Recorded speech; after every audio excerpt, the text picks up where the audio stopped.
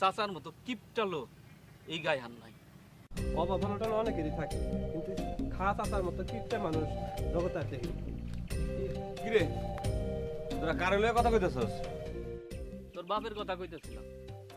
নিয়ে গেল জাটকা ইলিশ, ভাবখানায় এমন বাজারে সেরা ইলিশ কিনছে। বাজানের কথা আর কইস না, বাজানের লগে আর পারতাছি না। বাজারে গিয়া বড় মাছ কেনে না, কিনে ছোট মাছ। বাজানের সবকিছুতে কিপটামি। তুই কি কিছু কইতে পারিস না?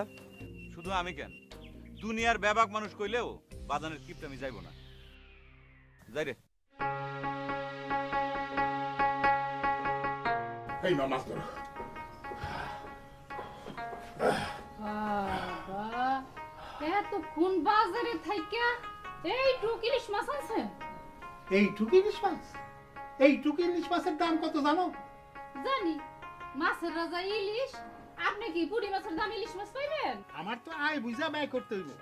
শোনো, তরকারিতে তেল কম দিবা, যদি পারো মাছটারে তরকারির মধ্যে দিবা, আবার মাছটা উঠায় রাখবা, পরের দিন তরকারির মধ্যে দিয়া রান্না। তার সাথে এক কাম করি, এই মাছ দুইটা উড়ানে টাঙ্গায় রাখি। ভাত খাওয়ানোর সময় একবার মাছের দিকে চাইবেন আর খালি ভাত খাইবেন। এইটা করতে পারলে তো ভালোই হয়। এক মাসে মাস কাবার খরচ বাইচা যাইব। চুপ করেন তো, মাইসে শুনলে এসব কথা কি কই? আমি মানুষের দারদারি? আমি কারোর খাই না পড়ি নাকি মানুষে আমারে জিনিসপত্র মাগনা কিনা দেয়? কোনটা? শুনেন, যত দিন যাইতেছে জিনিসপত্রের দাম বাড়তেছে। দাম বাড়তেছে তো ঠিক, হু হু করে দাম বাড়তেছে, কিন্তু আমার ফসল তো বাড়ে। আগে যেরকম হইতো এখনো সেরকম হইতে আছে। এই জন্যই তো আমি একটু হিসাব করে আসলি। আব্বা, হিসাব করা ভালো, কিন্তু বেশি হিসাব করা তো ঠিক না।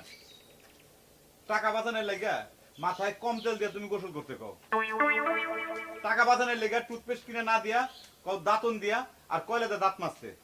ভাত খাওয়ানোর সময় ভাত কম খায় তুমি বেশি করে পানি খাইতে কও। এইসব কথা মানুষজন শুনলে পরে কি কয় কও? মাইসা আর কি কয়? মাইসা কয় কিপটা খা। হ্যাঁ, আমি কিপটা খা। আমি কিপটা হইলে কার কি? আর তোমারে কিপটা কইলে আমারে কইবা কিপটার পোলা। ক্ষমতা থাকে বেশি বেশি টাকা রোজগার কইরা বেশি বেশি খরচ করো গিয়া, তখন কইব কিপটার পোলা দাতা হাতেম তাই। তোমার জমি জমা আছে দেখে আমি লেখাপড়া শিখি নাই, হইছি চাষা। আরে লেখাপড়া না শিখা কত পোলা পান্ডা কারি কারি টাকা আয় করতেছে দেহসটা। অবৈধ টাকা রোজগার করার দরকার নাই। দরকার নাই তো, দরকার নাই তো। তাহলে যেরকম কিপটার পোলা আসোস সেই রকমই থাক।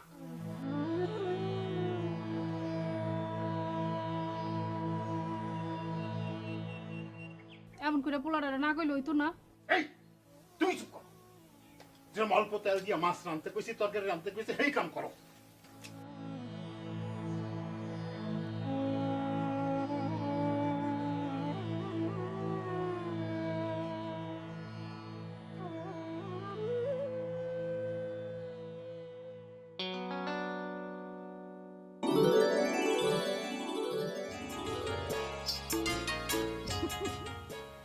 তোমার নাম তো বকুল, তুমি গোলাপ ফুল আনছো কেন?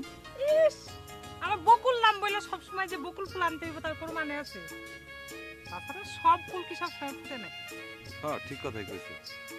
তুমি হইলা সুখী বাপের মায়া, তোমার হাতে ব্যাবাক ফুলি মানায়। এই, আজকে তোমার কি হয়েছে? মন খারাপ কেন? আর কইও না, বাজানে এত কিপটামি করে, বন্ধুরা তার এনে হাসাহাসি করে, মান সম্মানে টানাটানি। এটা নিয়ে এত মন খারাপ করে না। গ্রামের ব্যাপারটাই জানে যে চাচা একটু হিসাবে জানে, এটা নিয়ে লজ্জা পাওয়ার কি আছে? তোমার আব্বা তো আর সবার চেয়ে আলাদা। সেই জন্যই তো আমি অনেক ভাগ্যবতী। আমার আব্বা যদি তোমার আব্বার মতো বুদ্ধিমান হইতো, তাইলে পরে আমিও ভাগ্যবান হইতাম। কোনো সমস্যা নাই, আমারে যখন তুমি ভালো।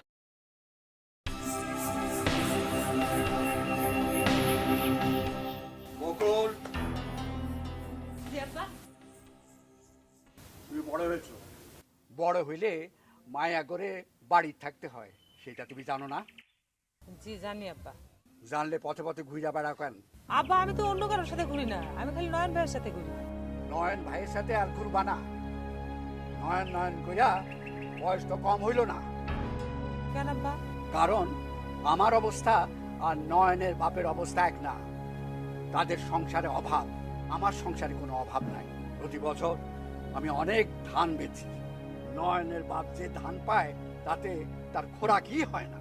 আব্বা কিন্তু খাস আসার জমিন তো কম না, তাহলে তার অভাব কমে না কেন? তার বুদ্ধি কম, বুদ্ধি খালি কিপটামিতে। অত বক্ষিল হলে জীবনে চলা যায় না। আব্বা, আমি নয়ন ভাইয়ের পছন্দ করি। পছন্দ করো ভালো কথা, কিন্তু আমি যাই না শুই না তোমার অভাবের সংসারে বিয়া দিতে পারবো না। কিন্তু কোনো কিন্তু না। নয়ন যদি তোমারে ভালোবেসে বিয়া করতে চায় তাহলে তার সংসারের অভাব দূর করতে হইব। তা না হইলে আগামী ফসল ওঠার পর আমি তোমারে বড় গৃহস্থের পোলার সাথে বিয়া দিব। কথাটা নয়ন রে জানাইয়া দিও।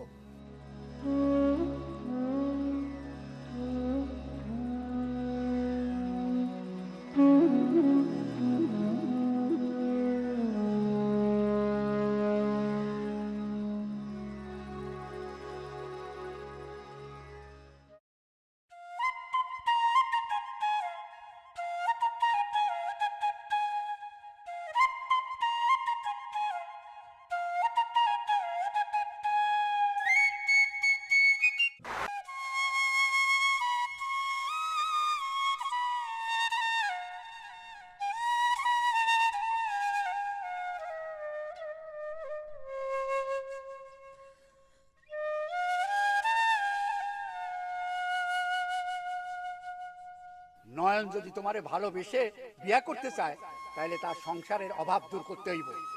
তা না হইলে আগামী ফসল ওঠার পর আমি তোমারে বড় গৃহস্থের পোলার সাথে বিয়া দিব। কথাটা নয়ন রে জানাইয়া দিও।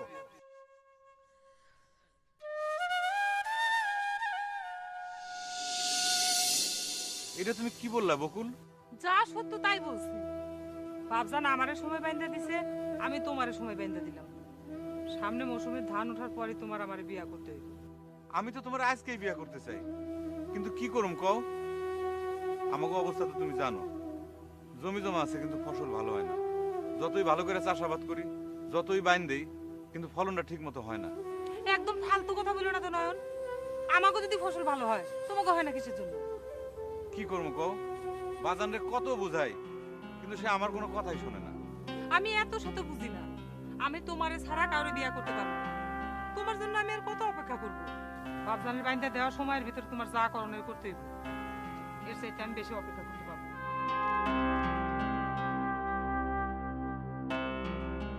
ঠিক আছে।